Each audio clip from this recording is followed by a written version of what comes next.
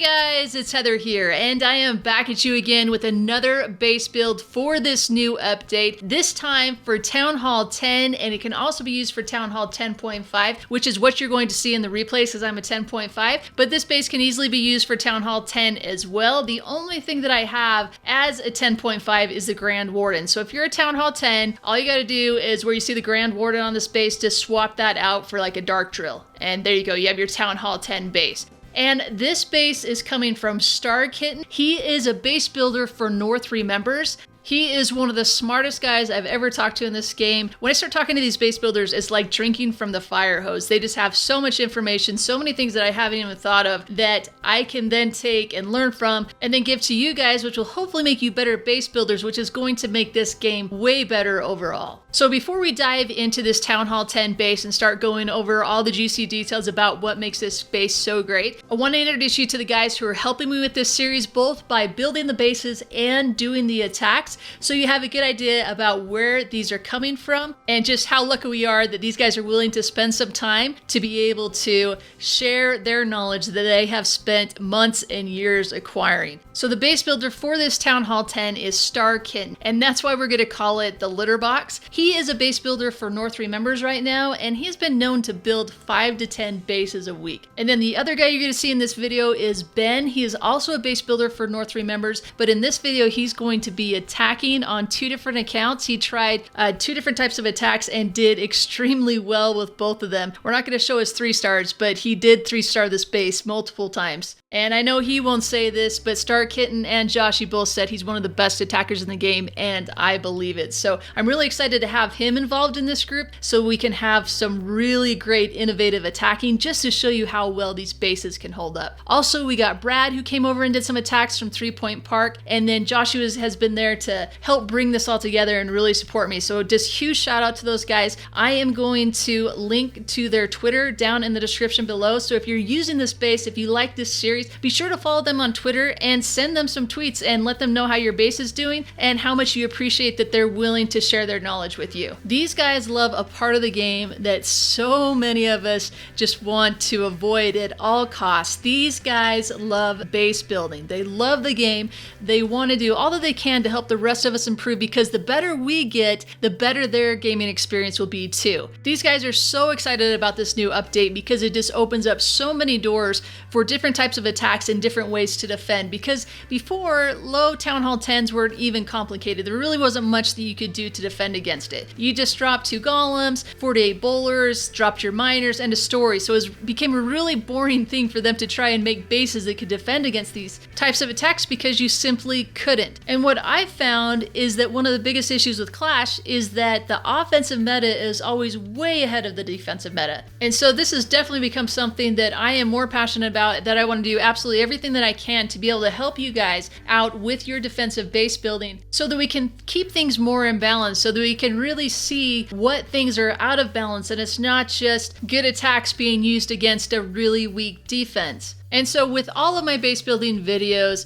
I'm not just going to give you a base and say, here, have your base, here you go, see how long it holds up, and then you're gonna have to go get a new internet base. I'm gonna give you a base that has been tried and tested by some of the best players in the game. But along with that, and hopefully even more important to you guys, is that I want to give you some base building tips and ideas for building your own bases. So you can look at this base, take components of it, and then adapt it into your own bases. If you look at this base and just break it down, all it is separate compartments. You could take these different compartments and change them up, or take ideas from them and adapt them to your own bases that are going to be unique, that no one can come along and say, oh yeah, that's an internet base, go check out this replay that will show you exactly how to 3-star it. That's where I'd really love the community to get. And so anything that I can do to help that along, I will definitely do it. So as I do these base building videos, what I'll show you at the very beginning is the base laid out for you so that you can pause the video and copy it, and then once I do that, I'll go into replays showcasing the base and how well it defends. Also, be sure to follow me on Twitter, because if I make any changes to this base, I'm going to post it to Twitter so you can get notifications if there are any updates to it that will help improve it. Sometimes I'm doing these base building videos so quickly that it hasn't had time to be fully tested and I might miss something, and so that I'll do the update on Twitter. But this one has been tested through several wars, plus the attacks that we did did on it, and nothing changed from then. Like I said, I am a 10.5 right now, so this base has a ground warden. It also had a level 2 bomb tower and a level 1 bomb tower, so really low bomb towers, but the rest of the Town Hall 10 defense was max. It didn't have anything else for Town Hall 11 except for the ground warden. So that should give you a pretty good idea about where this base is at and how well your base should be able to hold up against a max attack. So let's talk about some of the key features of this base. It has different points of contention. The queen isn't easily accessed. She's right there in the center. You can't actually go full charge on an Inferno and the queen and have enough to take the base easily. You see air bombs on the perimeter. Those are for slowing down the loons at the entry. There's air mines that are by the air defense for popping those hounds,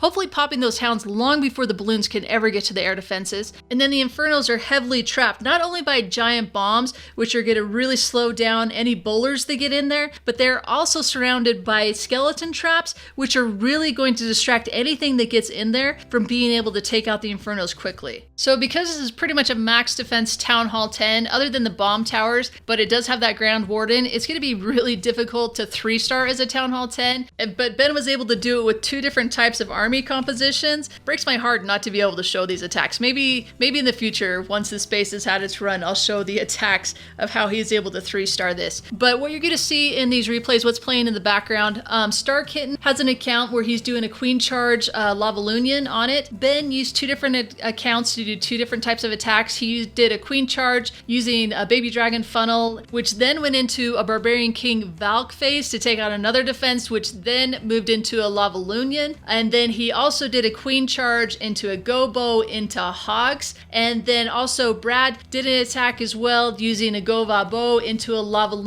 So pretty much what I'm trying to say here are these are very complicated 3-phase attacks. There's no mass attacks being used on this base. And I have nearly 4 hours worth of replays on this base as they were attacking it. And all of it is just amazing. And I have 3 3-star attacks from 4 hours worth of attacking. So they really did all they possibly could to break this base and see if where the weaknesses were. And the ones that 3-starred, I just don't think I could even replicate it because the timing just had to be precise and there couldn't be a single mistake made. So it was just an honor to be able to watch these attacks and just sit in awe and see how they could make these things happen, which makes me really want to do attack tutorials with these guys too. Now I know this is going to come up because you guys have posted it on the other base build videos that I've done. Why is the Town Hall on the perimeter? Why isn't the Town Hall in the center? Why are you trying to defend against a 2-star attack? My clan leader won't let me put my Town Hall there. It has to be in the center. All right, guys, we're going to change that. You and me, we're going to start right now. We're going to make Town Hall 10 anti-3 because that's where it needs to be. You need to be building anti-3-star bases for Town Hall 10. Any Town Hall 10 can be 2-starred easily with a go wipe attack. You can't stop a 2-star attack on a Town Hall 10. Yeah, maybe if you have an unfair matchup and you're really outweighing the other clan and you want to put up an anti-2-star base, okay, go ahead. But really, where are you growing from that and where are we growing the game? If you're already overpowering them, it really doesn't matter if you give up 2 stars on your Town Hall 10 anyways. But really what you need to be worried about at Town Hall 10 is not getting 3-starred by dragons or mass Valk, by bowlers or Laloon. So unless you're really heavy, you're likely going to be able to get 3-starred by some of these attacks. And if you are really heavy, then that means you likely have brought in heavy Town Hall 10s or 11s into your matchup, which can easily 3-star you. The easiest way to 2-star a Town Hall 10 is to use a mass attack, like bowlers or Valkyrie. And using mass bowler and Valkyrie means it really doesn't matter where your Town Hall is. If it's on the outside, they're gonna get it. If it's in the center, they're gonna get it too. And if you're making your base weak by trying to defend against the 2-stars, you're opening yourself up to much easier 3-star attacks. The Infernos are really what you must protect at Town Hall 10, not your Town Hall. So if you ask an average player of Clash of Clans what is an anti-3-star base, they're likely going to tell you that it just means the Town Hall's not centralized and it's somewhere on the perimeter or the outside of the base. But that's not true at all. Putting the town hall near the outside really only means that the base is not anti 2-star. It doesn't actually mean it's anti 3. You could have a centralized town hall and it's still anti 3. The town hall in an anti 3-star is used for its hit points only. What determines if a base is anti 3 is that it holds off the most common strategies used in the current meta. That's it. Has nothing to do with where the town hall is. There is really no hard and fast rule that makes a base anti 3. What holds up today, it's not going to hold up tomorrow. Just like the offensive meta,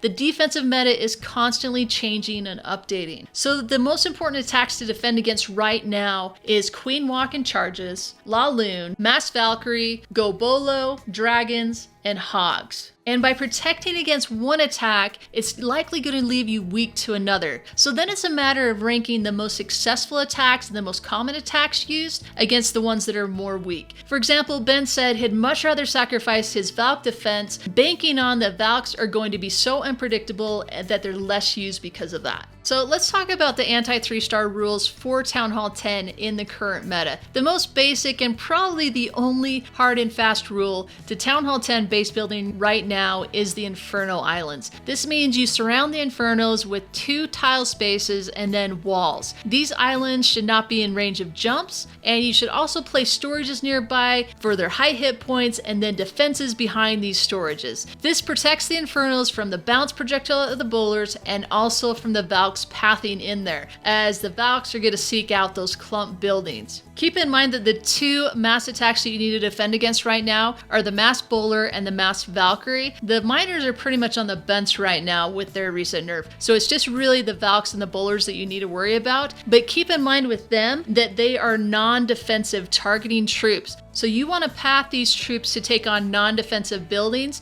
and lure them away from your defenses using skeleton traps, your clan castle, and also your heroes. Alright guys, that's going to wrap this one up. Again, huge thanks to Star Kitten for building the litter box for us. If you use this base, be sure to give him a shout on Twitter and tell him thank you very much and let him know how it's holding up as well. And also to Ben for taking his time to do all the attacks against it and for not being too disappointed that I can't show his 3-star attacks. Can't do that. Can't give you guys a base and then show you how to 3-star it. Come on. So to be sure to follow him on Twitter as well. And then hopefully we'll be able to get together again soon and bring you guys even more base builds. So if you like this video, like it, and if you love it, subscribe, and tell me down in the comments and on Twitter what you think of videos like this and what town hall you would like to see a base build for next. Alright guys, thank you so much for watching, and I'll catch you next time.